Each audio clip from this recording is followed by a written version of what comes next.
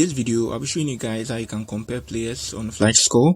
So this is one of the most asked questions online, so I decided to make a video about it. This is because it's very much complex to do this on FlashScore because there is no dedicated feature on there for you to do that. Search for the player you're trying to compare, search for the both players manually and do that, because on SofaScore you can just pull the players, their data head to head, and you can get it, but on here you need to do it manually. So let's say I'm trying to compare Messi. Good, so I get the good, so I tap on him here.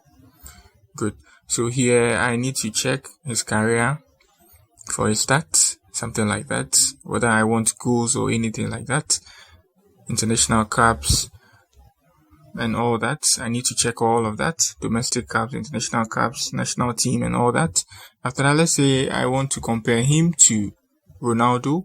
I'd have to do same too as well, and also search Ronaldo, and also do the same thing, that search him, let him pop up his profile, and then I move to his career, and I also check his statistics as well.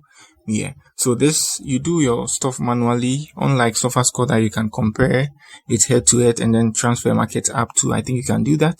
So if you want an app that is going to help you do it head to head, I think for now FlashScore is not going to do it for you, so you need to go with SofaScore.